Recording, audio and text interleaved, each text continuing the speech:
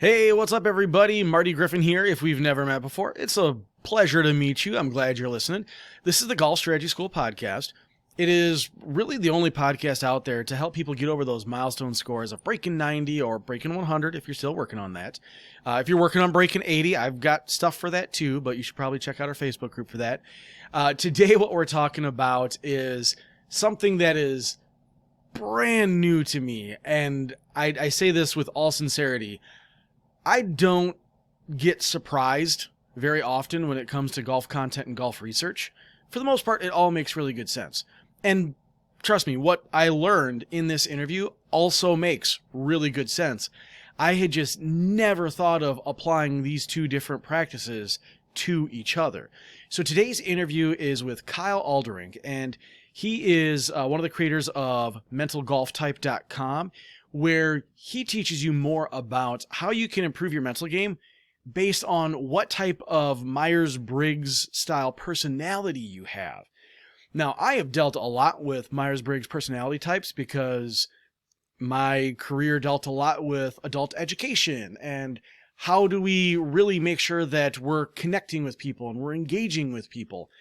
And I had to do a lot of research and have a good understanding of that subject to do that job well. I never in a million years would have thought to apply this to how you learn and handle your mental game on the golf course. Kyle has done a really good job. We go into some pretty deep areas here on why and what to do depending on your personality types. Obviously, you can learn more at mentalgolftype.com, which is his website, but I am so excited for you to check out this interview. Again, this is Kyle Alderink, PGA instructor with mentalgolftype.com. Let's get into it.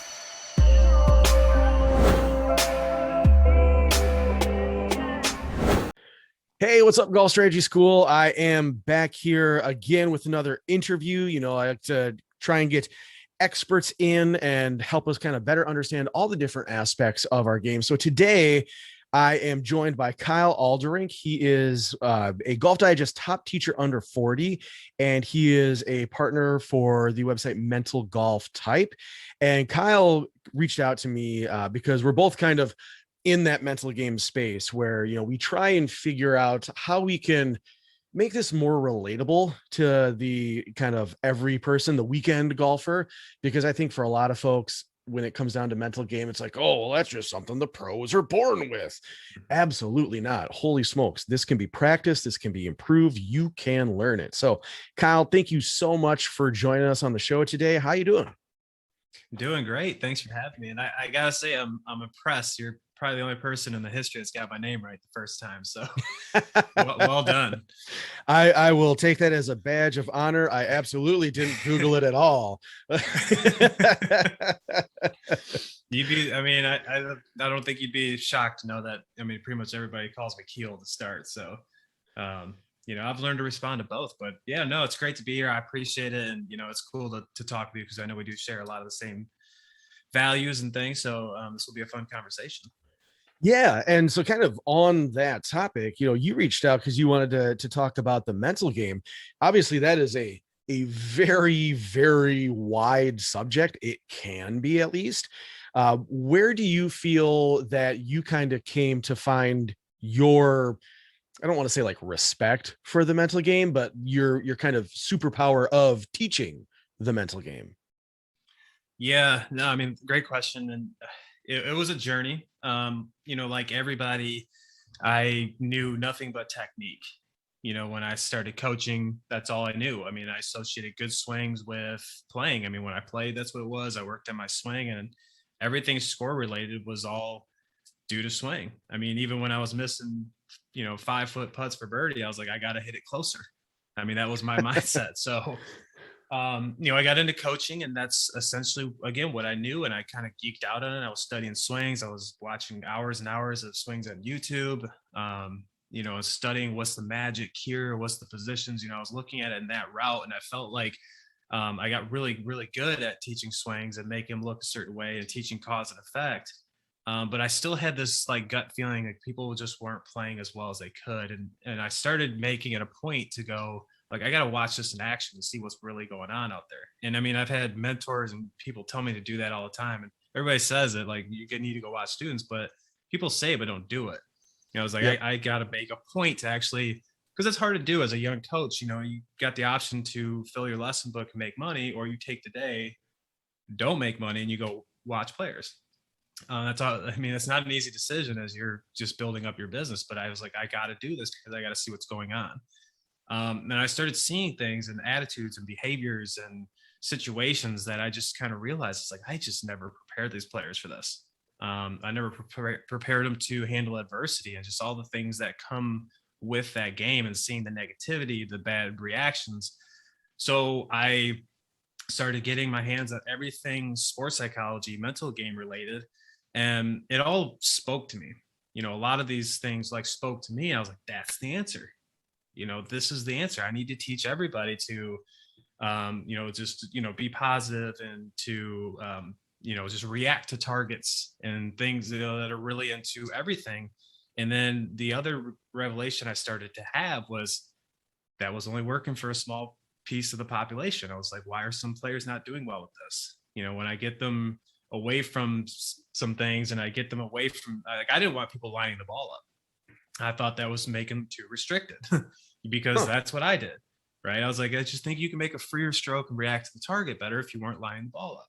Well, that hurt a lot of people, unfortunately. So long story short, I came across, I was really fortunate to have Mike Bender introduce me to my now partner, this John Weir. And, when John started to break some of these findings he had with personality type and all the work he was doing even before he got into golf, and how he started to apply this and the things where he was finding with it, was just fascinating to me, and how personality type really played into, how people see targets, how they communicate, and essentially what stresses a person is not the same as the next person. So everybody has unique ways they internalize things, and it becomes almost spooky how predictable it is. So I started to put these things to test because I'm a skeptic by nature. I'm like, well, I got to test this out. This doesn't, because a lot of it was very contradictory to what I was going so hard into.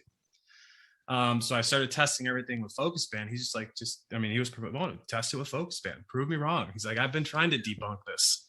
And I was like, okay, so, we started having conversation after conversation, and what I started to find and how predictable things were becoming was crazy, based on, again, people's personality types. Seeing people perform really, really well with actually going totally against what modern sports psychology teaches and taking target out. I mean, there's times I would stand in front of players and not even let them look at the target, and they would just flush it. Versus, there's times where I don't let players look at the target and just be like, hey, think about like your takeaway. They can't hit it on the face. Right. So I know that was kind of a long answer to that question, but I mean, it's the journey that I've been on with that, and what I've been fortunate to come across is just still kind of mind blowing to me. And that's the reason why, I reach out to people like you to have these conversations, because it's something that I just feel like the golf world really needs to hear. Yeah. And so I've been a big proponent of the mental game for a long time. Again, kind of born out of my own experience. Like when I was playing junior events and playing in high school and college, I just eat, sleep, breathe golf. That was everything. And then real life sets in, and then you have a day job, and then you have kids, and you're like, okay, well, I'm used to playing to this level. How do I keep that up? And for me, it was learning how to practice to sharpen my mental game. And once I started kind of experimenting with that, it unlocked a whole new level for me. Unfortunately, it wasn't like, hey, I'm now shooting in the red every single time. It was, hey, I can practice once a week now, but I still shoot like 76. So I'm very, very happy with that. So, you mentioned personality types. This is something that I haven't until our, chat before I hit record here. I hadn't heard anything about that. So can you dive a little deeper on, what you mean by personality types, and maybe give a couple examples? Yeah, I could. Yeah, absolutely. So, there's really I mean, to start, personality type's been around forever. I mean, just even in the Myers-Briggs, I mean, I think That's there's just what I was going been to ask. billions of, yeah. I mean, essentially, we're based now. What John's figured out is how this actually applies to performance, and a lot of times I was always offered, personality assessments. I know there's DISC profiles. There's a bunch of different True things out colors. there, but it's like, yeah, how do you apply this? Like, what do I do with that information? And we even talked to some academy people, and they're like, be honest, we get these things, and it's more of like, hey, we do personality type, but we just kind of stack them in a drawer. We don't know what to do with it. So what we've really cracked code in is how these facets of our personality either put you into an optimal state of mind, kind of using what we call your natural hardwiring, or put you into a stress mode of thinking. So to give you an example, there's four facets that really play a role, and that's we'll call energy source, which is extrovert, introvert. Yep. There's our perception and focus, which would be sensing or intuition. There's our evaluation, so essentially decision making. That would be your thinker or a feeler. And then there's whether you're a judge or perceiver is your structure. How you like to structure practices, how you manage the golf course, how you set up your day type thing. I'll give you a really quick one. Like extrovert, introvert is crazy powerful how this plays into performance. And the thing is it gets kind of mixed up a lot. Like introvert does not just mean you're quiet. Like introverts Right. mostly talk quite a bit. It's just essentially how they organize thoughts. Like introverts organize things and they calculate things a lot better internally, where extroverts do that more externally. Yep. But it's also an energy source. So introverts could be out talking all day. You would think they may be extroverts, but then they're like, I just need a minute to chill, to regroup and get their battery back up. Where me, as you can probably see now as an extrovert, like the more I get going, the more my hands start flying, the more energized I get, which is same here. Which is why I've been able to stand on, golf courses for 10, 11 hours a day and coach and not think twice about it. But when I get home and sit down and, just chill, now I'm like, yep. But on the same thing though, so like, to give you a good example. So I was doing this, I have this little, just for fun YouTube series I started shooting called Quest to Be the Best. And I started it with a symmetric tour girl who's trying to really make it up to the LPGA. And she's an extrovert. And the point was to show some of these things and how we train. And I just asked her, I said, like, I want you to hit 3 shots where you can't say a word. You can't react to a shot. You can't talk about your shot on the driving range. I feel like I would have handcuffs on if you told that to me. And I'm telling you, like, and it was by the 3rd shot. I mean, she couldn't hit it. Like I think hit a foot behind the ball. I asked her how she felt, and she just exploded. Like, I just feel. But that's the thing though, is like extroverts. Now think about this: when you get on the golf course and you get stressed or you get upset, we get internal. So we're doing that to ourselves, and that becomes kind of what we'll call our stress mode of thinking. So we're going against our natural. I had one of my guys who played Corn Ferry last year, and I caddied for him in a Monday qualifier while he was out here for me. I said our only goal, and by the way, he was hitting it terrible on TrackMan, which I'll explain to you in a little bit, but he was hitting it so bad in practice the day before. When we go out there, and I said, all I want you to do is just talk out your shot, where you see it starting, where you see it going. 9 birdies, 1 bogey. And the bogey was just dumb. It was, just barely missed the green, hit to a bare lie bunker, and just like no chance to get it up and down on the short side. But 9 birdies, 1 bogey, it was flawless. And that was the only thing. I just said, I want you to physically, like, I want to see your lips moving before you hit the shot. Start it here and draw it. I have the same story with a 13-year-old girl who qualified for the U.S. Junior Girls this year. I caddied for her. I just said the same thing. She's extrovert. It's just like, just same thing. Just tell me. I want to just hear you vocalize. Well, this is where it's going to start. This is where it's going to go. On the flip side of that, I have a college player who's an introvert. And when COVID started, the teams had to play together.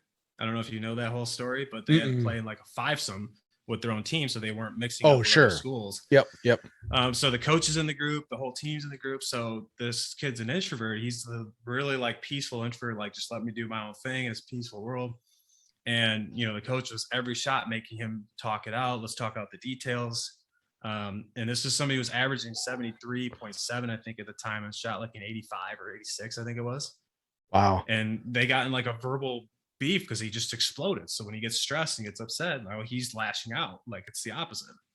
Tiger Woods is a good example as an introvert. You can see him lash out when he's stressed. So, finally they get into a heated battle. Coach Lee just doesn't say a word to him the next day, and he shot at 67.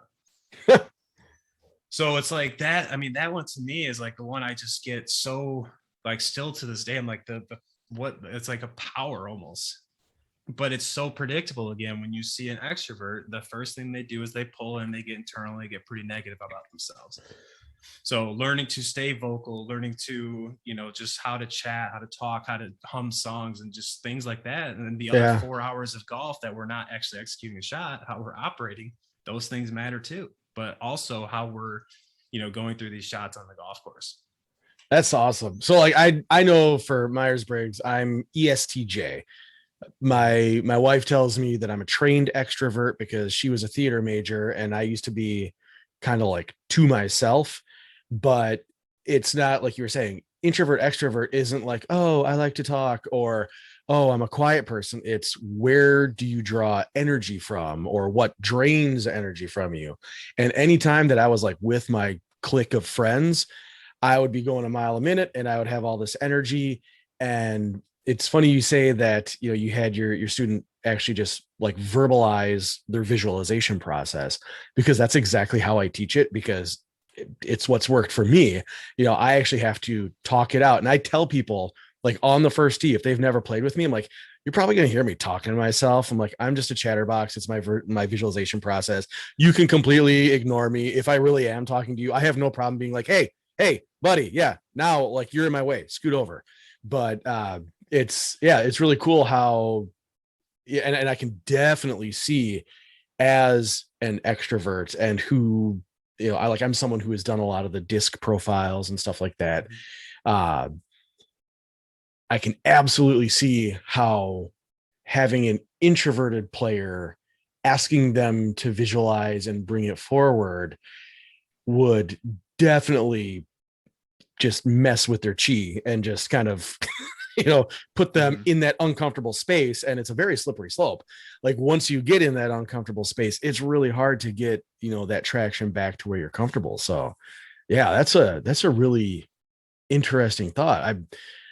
And this is exactly why I do the interviews. I'm learning something, I can bring it forward and tweak my education process as well. So wow. So like with I guess kind of sticking with the Myers-Briggs, introvert, extrovert, to me, that would be like that first step, that first identifier, like, okay, this is going to kind of lead us down a path that has, multiple more forks in the road. Is that basically kind of how it works? You assess the introvert, extrovert first, because that's kind of the energy source, and then you build from there. Well, we do an entire assessment on our website. I mean, we have a free assessment on there. And so somebody can go through that, they can get their 4 letters, and we have a verification process on there, which is important too. I mean, to be truthful, the only reason personality tests get bad rap, I guess, is because people don't answer them honestly. They Yes. answer them how they answer them how they think they should, or Yep. how they've been trained to do things. And that's one thing is we've found through our process, because we do a kind of a golf version and then a life verification. We find that like Yes. 90% of people are doing, 94% I think we're at, is people are testing against what their natural hardwiring is, because they've been taught to do things a certain way. I mean, everybody going to like the final one, the judger. I mean, everybody tests. Of course, I'm organized and scheduled and on Yeah. time and punctual, but like, 60 some percent of the population, I think, is not. It's organized chaos. They're all over the place. Yeah, you had to email me like Procrastinators. 4 times just to get this interview scheduled. I'm just like, yeah, I'm sorry, my head's in 1,000 places. Ugh. Right. But it's okay, right? And one thing we get asked all the time is there a better type? And no, it's just knowing who you are to tap into it. Just one little side note on the extrovert introvert. I mean, the other thing that gets mixed up a lot is people, there's shyness. Like, so Mhm. extroverts that don't like to always be vocal, they might just be shy. But like Right. you said, they're gaining energy or whatever. So it's, the fun is kind of helping people understand, like, this is actually who you are and this is what we want to tap into. I mean, I always tell people, especially if I'm just working mental golf type with them with pros or something like that, I'm like, I'm never going to ask you to do anything different. All I'm trying to do is help you with this self-discovery process of what you do super well, and let's define it. That's all that is. And what you said earlier with mental game just only being for the elite is a huge fallacy. Right. I mean, this works wonders, and there's so many amateur players that are you know, just digging themselves into the dirt, trying to do things that just don't fit them, or they Mm-hmm. just can't do, you know, whether Right. it's changing your swing or how you're trying to change your Yeah. swing with the time you have Realistic or practice. expectations. Right. Yeah. Somebody asked me that on an interview the other day. They said, what's the hardest thing to get amateurs to do? And I said, have realistic expectations. Yeah. I mean, Not just, I expect their mean, 7-iron to go 190 yards. yeah, yeah, absolutely. So when we get into this process, because I want to go down this personality type rabbit hole a little bit more. Once the assessment and the conversation has been had, because I imagine there is quite a bit of conversation kind of in, around, and surrounding it about like, hey, like you said, honesty here is the most important part. Like you mentioned, what's the best kind? The honest kind is the best kind, Yeah. because if you're not honest with yourself, and I will 1,000% cop to that. Like I had to do this with work once, and I'm like, oh, well, I'm giving you all the answers that I think you want to hear because Right. you're paying me. And then I looked at it. I'm like, this isn't me. Like, this is at home me. This is not at work me. And then I went through it again, and I did the process that way. And I'm like, yeah, that's, and obviously this isn't golf, but it's led to a lot more efficacy in the job that I have, and a lot more enjoyment out of it, because I was honest with myself. Like, I don't like to do paperwork. I am an extrovert. I like to talk to people. Like, I'm the person that you want in the scrum meeting, running things and, keeping everybody on track. Like, that's my superpower. But on the golf course, I find that it's because for so long for me, I kind of viewed golf as work, because I wanted to be the Sunday pro, back when I was 14, 15 years old. And so I viewed that a lot as work. And I think I've carried a lot of my tendencies probably from golf to work rather than vice versa. But I use that profile that I did for work on the golf course. And if I kind of think through it the way that you're mentioning, yeah, it lines up 1,000%. There's things that I do on the golf course that if I think about how that is in the workplace, yeah, that makes 1,000% sense. So well, I guess I'll kind of kick it back to you here, Kyle. You said, the introvert extrovert is a big thing, but and not that I'm asking you to reveal the entire secret sauce here, but like, what is that next step? Yeah. So, I mean, it's like you said, it's just kind of going through. And the fun part is just the self-discovery experience when we go through this with players. So, for example, like you said, you're an ESTP or ESTJ? ESTJ. ESTJ. So, like if you were coming to me, like the first things I'm going to tackle is the E and the S, because sensing essentially is our perception and focus. And this is wildly important in golf, because people get taught to do certain things. So you more than likely, if you are a true S, are good with an intermediate target. You're good with lines on the ball. You're good with probably hitting the ball straight. Mm-hmm. Is that all stuff kind of Yeah. resonating? I always, like, when I'm lining up putts, I always line up the words, the Pro V1, and that's on my start line. In terms of like shot shape, I've always hit a draw, but for the longest time, it was drilled into me on like, you need to hit straight shots. Well, you don't necessarily need to hit straight shots. You need to hit consistent shots. Mm-hmm. But yeah, like that's the large majority of that lines up. And when you play your best, I mean, do you typically have some swing thought or something you're focusing on that way? When I play my best, I'm putting really, really well. And so it's not usually as much of like a swing thought as it is like, let's just get on the green because the flat stick's hot. But like, so when you're putting well, what's your focus on? Pace. How so? Like, how do you feel like you control that? So I do, like, my last practice before I play is always a 6-foot putting ladder. So, I set up putts at 6-foot intervals, and I have to get them within a certain constraint equal to or just beyond the hole. Otherwise, I have to start the whole ladder over. So for me, the pace is usually it probably boils more down to like my breathing and my shoulder rock is what I'm thinking about. Yeah. So we call that as a task. So sensors are wired to think in a linear fashion. So like almost like an instruction manual. So if I do Mm-hmm. step one, that'll equal step two, it ultimately equal my end goal. Yep. Intuitives work all like completely backwards. They work from the end goal back. So like me, I'm an intuitive person. So my mind always starts with where do I see? What's my vision? And then I figure out how to create it. So intuitives are going to be like your Bubba Watson, your Dustin Johnson, Mm-hmm. speculatively, just how they operate. But they are always kind of focusing on a target. They're seeing shot shapes. Dustin Johnson talks about fading. He says, I aim left and fade it. Yeah. Where now you look at like a Xander Schauffele is a really good example. Like he's focusing on his takeaway, rehearses it every time. I mean, he's over the ball for 10 seconds almost every single time, and he looks at the target for about a second of that. His eyes are always down, and you can tell he's always focusing on something he's doing to create the shot, which goes 100% against sports psychology. Right. So we call that a player side focus. Is getting not 100% off the target, but basically getting your start line, having maybe an intermediate target. It's like, okay, if I rock my shoulders, it'll roll on line, then it'll go in. So Mm-hmm. that level of thinking like gives you a sense of control and like an optimal feel. Putter's hot. I know if I rock my shoulders, it goes over my line, it goes in. Yep. For me, it's like ball's going in here, put overspin on it.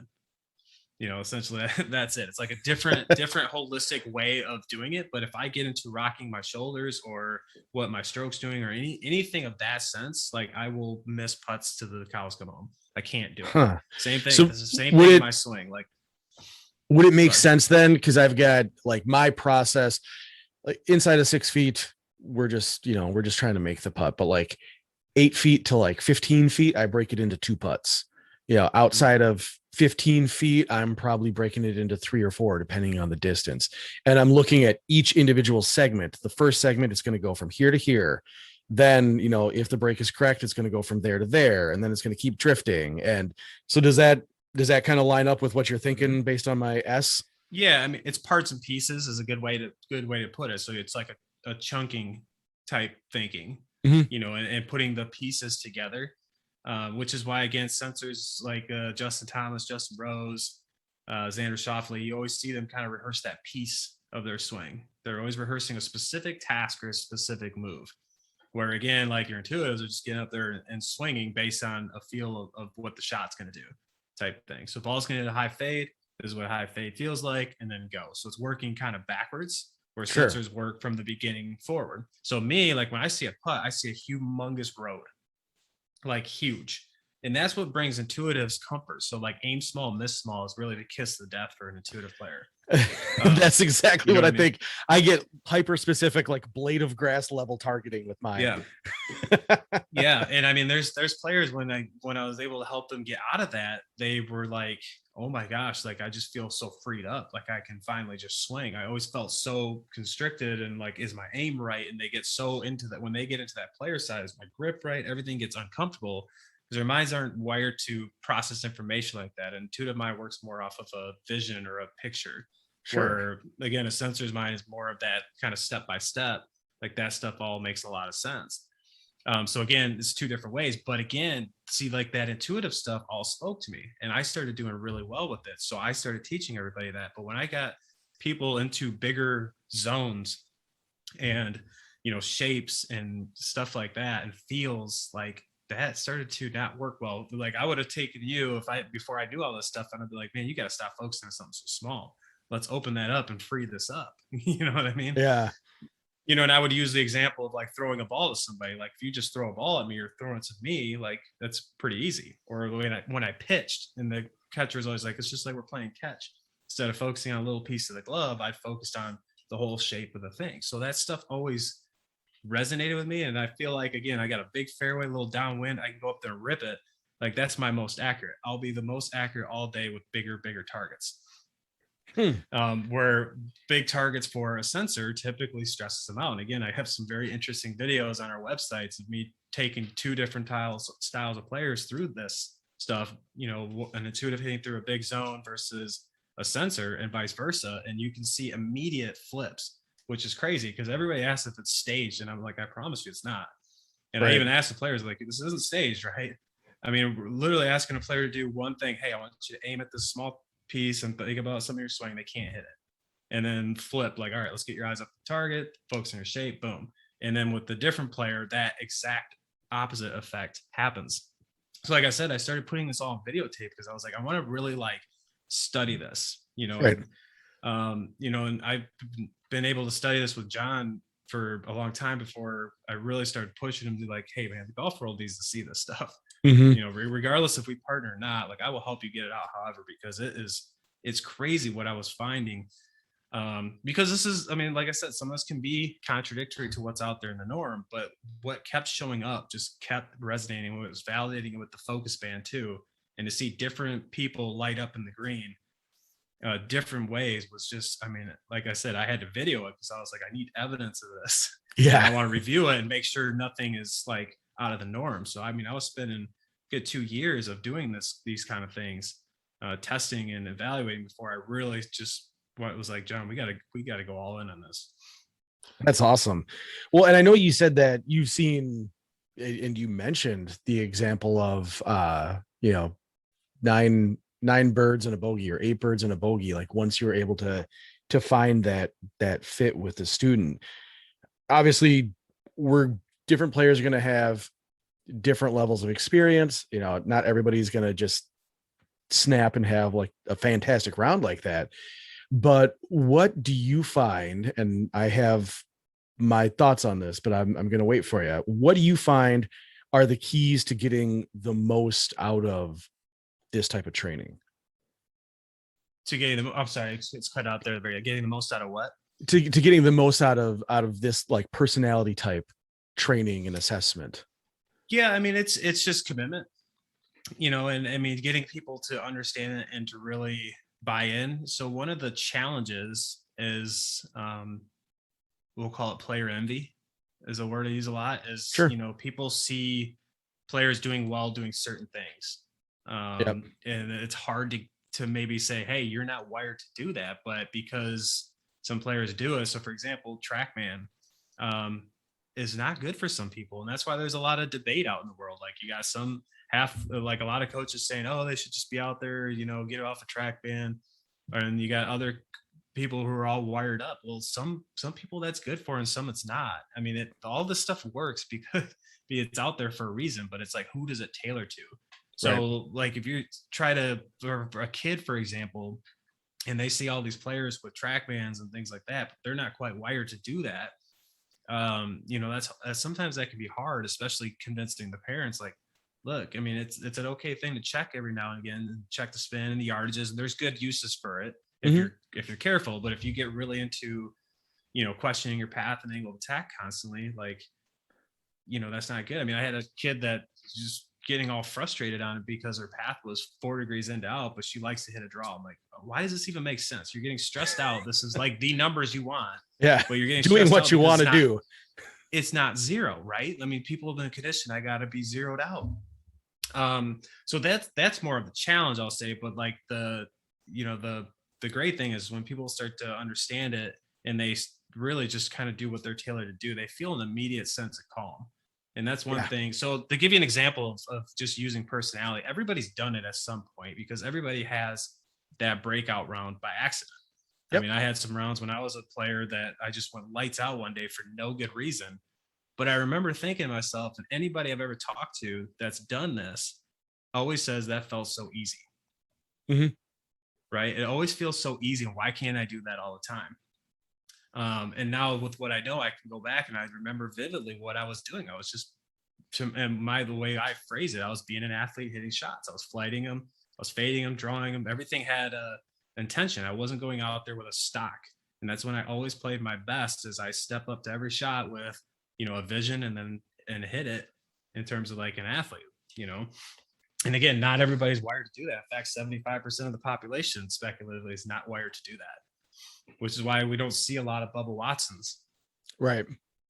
You know, we don't. I mean, you see a lot more of the ESs in golf, of, you know, the more of the guys that are focused on the takeaway, or the gals, whatever, that can do really well with that style stuff. But So again, I mean, again, sorry for rambling, but No, that's good information. it's really the thing. It's are you gonna buy into the fact that like you're different, everybody's different, but that's again why these conversations are important in my view. Is the more people are educated to that, the more it's going to help them find their best path of doing things. And like I said, it's not about doing anything different, it's just about organizing the things that you're doing, and avoiding a long search.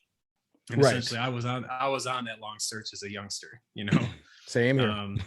Yeah, and most people are, and sometimes, you know, you can learn some valuable lessons through that, but for me it felt like as a player it set me back a long ways, just because the things I was chasing just were not good for me.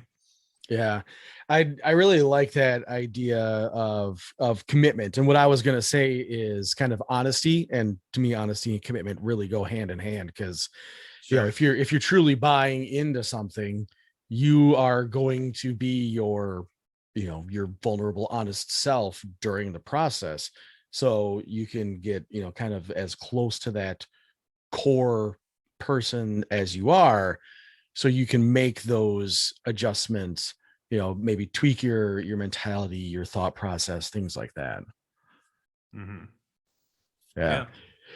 So I guess looking at this kind of going forward, obviously you're on your journey to bring this to as many people as possible and really kind of get that thought out. And I really appreciate you reaching out again, because this is, I I never would have even began to thought to bring personality assessments into golf and performance. But now that you mentioned that, I could see that being used in a lot of places. But kind of with, you know, with the mental golf type, what is the plan moving forward?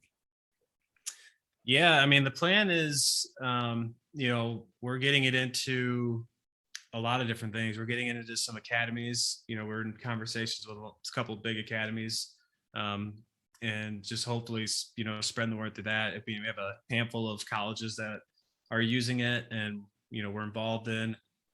You know, eventually, we want to get to the caddy player relationship, because I think that's a huge one with this. And I mean, Yep. just in my own experience of just getting on students' bags and just being able to just to talk them through this. But you know, even some of these players, like I'll just kind of talk to the caddy, be like, here's a couple, you know, ways to say things to them that's Yep. important, right? How does help them with targets. You know, again, give an example of a player who had her dad on the bag, and you know, she's somebody who's just kind of like I just want yardage and wind, and then gets a really good calculation from that. Mhm. Versus the dad is, you know, it's this to carry the bunker, you know, it's this to the, you know, basically this to everything, give her 10 Right. different numbers. She's like, I'm just tapping my foot in the fairway, just being like, give me the number, dude. Because all the extra information just starts to make her overthink stuff. Yep. So, you know, having that conversation with her dad, just be like, hey, she really just needs that yardage and win, but she just doesn't want to say that to you, so you're out there fighting. Right. But that helps her, you know, is just, hey, she just wants yardage, and she can make a good decision off her feel, which is more that feeling thinking thing. So like Mhm. Bryson DeChambeau versus Dustin Johnson, two different ways of making decisions. Yeah. When you're working with students, like, this obviously can be very impactful very quickly, but kind of in a more general concept, how long do you normally find that it takes for people to like truly buy in and accept and start to see like those peak level results that they're capable of seeing? Well, there's two sides of that, because I have my academy where I'm, you know, training players on swings and things like that. And I hope this doesn't sound bad. They just don't have a choice, because once I know their personality type, I just speak to them like that. I set up Right. drills in that fashion and things like that. But I still train them on shot process and how to organize that. And again, I mean, for them to buy in is usually pretty quick, because I can point out the stuff that they do and help them with that discovery of when you don't play well. So, for example, Marty, when you're not playing well, I'm assuming your target shifts more out to focus, and you get worried about where you can't hit it, you know, where you might miss it, things like that. I mean, that's what a lot of sensors happen. They start getting too worried about where the ball can't go versus what their task is to do it. Yeah. Yeah. We're in I'm thinking of my home course, and there's one hole that I absolutely hate. And it's because I play a draw. The whole fairway runs right to left, and there's a lateral hazard all along the left side. And If I play that hole well, it's usually from the fairway next door. Yeah. Yeah, but I mean, and that's kind of my point is those stressors become predictable. So I know where people's Sure. thoughts are going when they're not playing well, and just helping them train that. But the other thing I do with them is I try to use that stuff against them. So if I have a player that I know their stressor is like don't miss right, and they start worrying about maybe missing to the right, or they're worried about the out of bounds, I'm just saying it to them verbally until they have to learn to stay to what they can do to stay in control. So if somebody's worried about hooking and that's what their underlying stressor is out there, and they have that anticipation of a bad result, I mean, essentially that's triggering stress. Mhm. It's triggering all these things that are actually breaking the swing down. And I think that's important for people to understand too, is like our swings really don't break down. It's the stress and the cortisol tension levels and things going on that break that down. So it's like how we internalize things on the golf course is really the issue. It's not necessarily a mechanical issue. I mean, if it's mechanics, like you will hit it pretty bad on the range with no pressure, is the way I say it. But Right. if you can hit it well in range, well in practice with no pressure, that it's the stuff you're internalizing on the course that's causing the issue. But that's Yeah. different for everybody.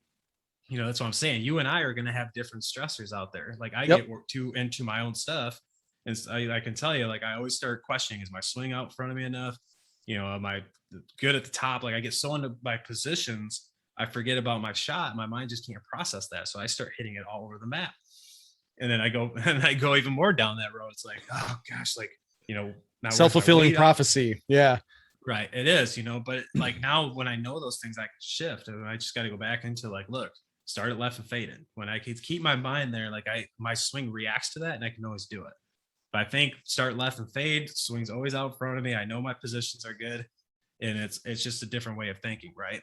Yep. Versus the person that is I'm sitting there going, hey, don't hook this, and that's they got to stay to like just their task to make sure they can hit straight. Again, Xander Schauffele, if I get the club here, it's going to be pretty Mhm. good.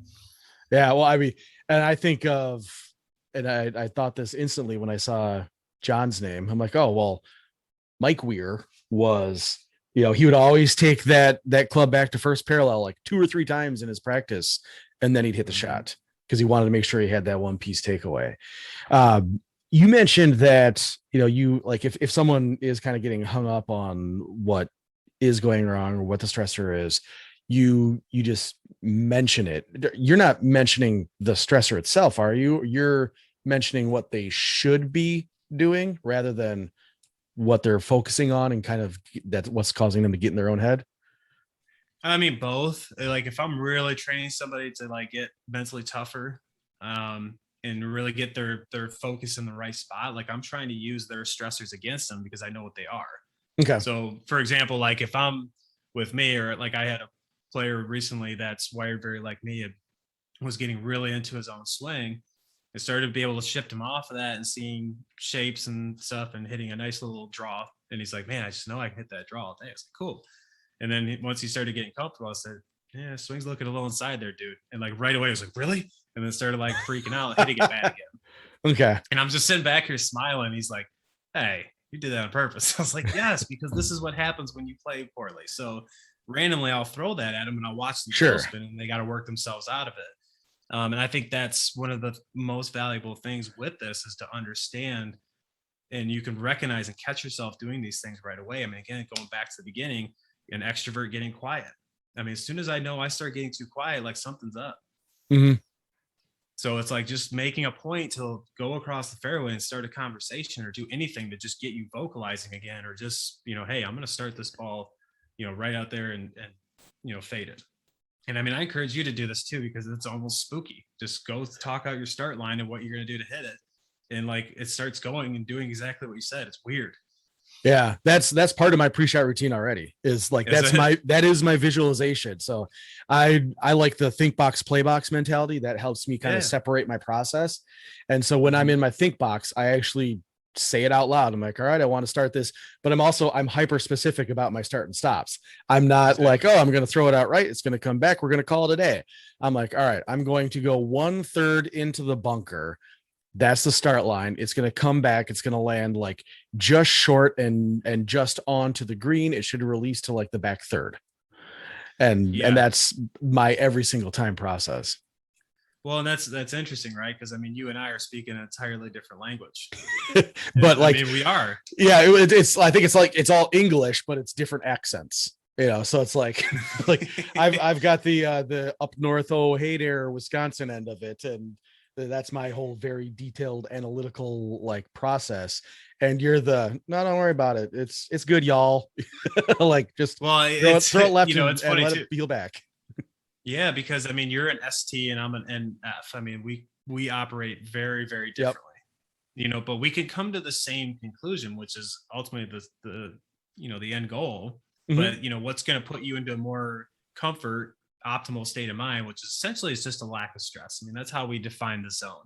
Yeah. So when we know these personality traits that are putting us into this optimal way of thinking. So again, you like you said, you like those small spots, and you probably like percentages and Yes. yes. I mean, you give me that stuff, dude. I'm just sitting here like, oh my god. Like, what the hell does that mean? Like, okay, I mean, what do I have to honestly, do to get it there? I can tell you, to be honest, I probably played my best golf without a rangefinder, just stepping off plates.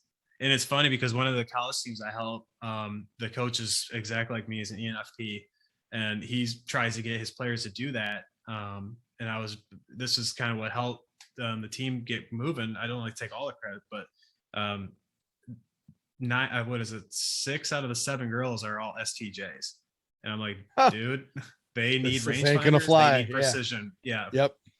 so they're like you, right? They need that. That's what gives them comfort, is those analytics, the precision. And I was like, there's one player on that team that will probably do okay with that, but those other girls, man, they need, they need the precision. That's just how they're wired. And Yeah. again, it's like he calls it robot golf, and I'm like, well, it's just because it's completely opposite of what we do. Right. Yeah. Yeah. I used to be exactly that. Like I used to keep a spreadsheet. This is how much this is why I played golf instead of talk to girls. I used to keep a spreadsheet in high school of 75%, 100%, 110% for all my clubs. Yeah. And I would average it out weekly. And that was just like, all right, this is about like, I've seen like +2 or +5 on these clubs. And I had to have, I love data naturally, but I operate very positionally. I was taught that way. And thankfully that's where it clicked for me, is I had a swing coach that was very much like, all right, get to here, club goes up, get to here, club comes down. And that clicked for me. One last question here before I let you go, Kyle. And it's kind of going back to like what you said of intentionally putting yourself in stress so you can kind of learn how to handle it. I'm a big proponent of that. For me to learn how to play under pressure, you have to learn how to practice under pressure. And with this whole personality type aspect being brought into it, and I'm like, all of this is just kind of flowing through my head on the fly, would it make sense to, or I guess I should ask it a better way, like how frequently should we intentionally put ourselves in stress in like a given practice round? I mean, as much as possible, because I mean, essentially every level up. So I mean, on the golf course is more stress than practice. Right. Tournaments is more stress than on the golf course. So I mean, the more we can actually practice in those settings, it's more realistic. Mm-hmm. I mean, and that's why, the truth is we can't simulate the same amount of stresses, especially like competition. Yep. You just can't. Yep. Like even playing buddies for money is not going to do it, because there's not that same level of judgment from more of a bigger platform. Right. And that's what people really don't understand, is when you put your name on a leaderboard in a tournament, you're open to scrutiny. Oh yeah. Right. I mean, essentially it's like public speaking in a nature. So people are always going to have a different level of stress. That's just hard to replicate. But, the simplest thing I do is I just create challenges and games through practice, and just keep upping the goal. Simple one is I always start people with 30 made putts from 3 to 5 feet random. And I give, depending on their level, I'll give them a certain amount of misses. So like elite players, I'll give them 3 misses. So essentially every 10 makes, you get a miss. And okay, if you miss your 4th, you restart. And if you can do that, then I give you 2 misses. If you can do it, then 2 misses, I up it to 40. So I just keep upping the goal to kind of piss them off, frankly. Yeah. And I tell people, if you're not a little upset and a little struggling in your practice, then it's not good enough. And I equate it to, working out. I think it's so funny that somebody will go to a workout and be having to be dragged out on the floor because they're so exhausted and tired and beat up, and they're like, "Oh, it's such a good workout."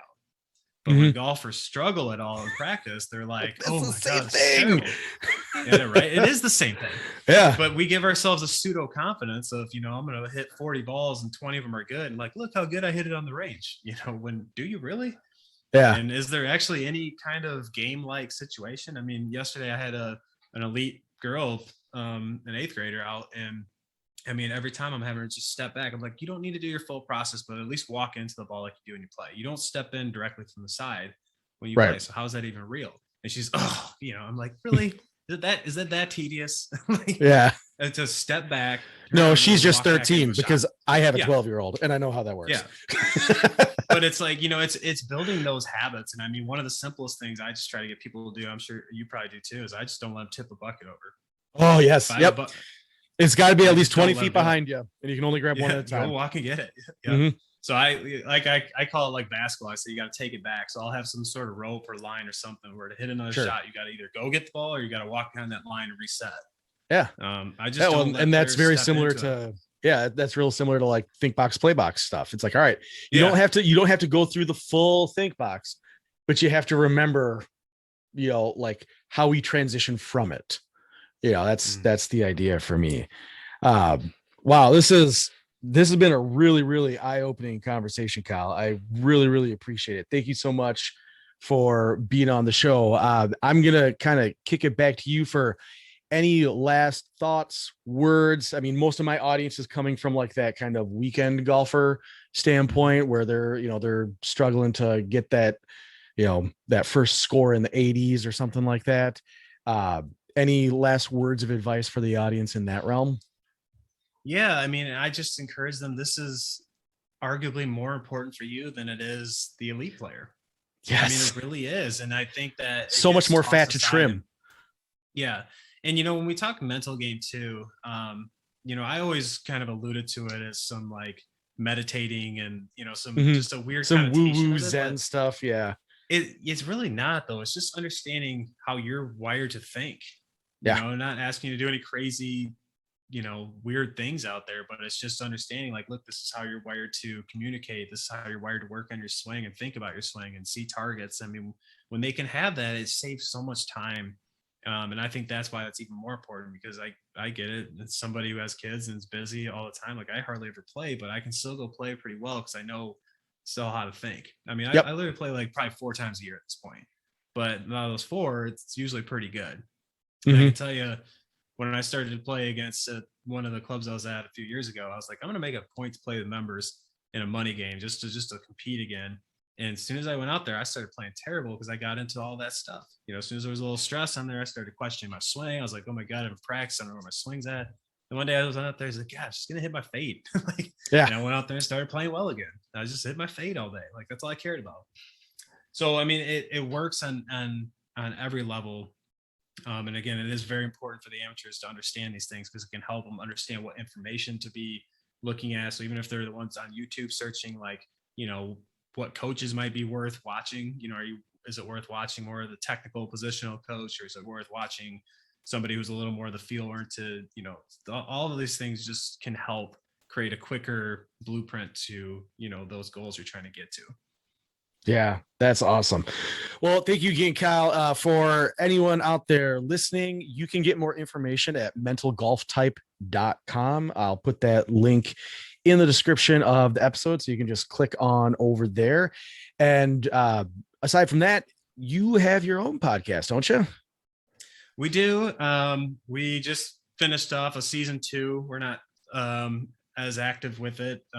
We're going to do a season 3, but we do it kind of more in chunks as we're rolling out a lot of the other stuff. But we do have 2 full seasons out, some interview style with players using it. Got a couple of the professionals, including Austin Truslow, Jordan Hahn. And then we have just a lot of episodes on, the stuff we talked about, how it applies. So we do. That's called the Go Low Show, and there's some definitely good, actionable, useful stuff for people on there too. They're just quick 25-minute episodes. But we got really good feedback with that. So hoping to bring out a season 3 soon when the time allows. But as I'm sure you know, there's a lot of things to do. Absolutely. Well, thank you again, Kyle. I really appreciate your time. Go check out mentalgolftype.com. Go check out the Go Low Show. I'll link both those in the description. And hey, everybody, if you do those two, I'm sure I will be catching you in the short grass. Cheers, everybody. Thanks, Marty. Hey, you watched all the way through. That makes you one of my favorite people. Make sure you hit the like button and the subscribe button. And you know what? If you need more golf help, check out one of the videos right here. Cheers, everybody.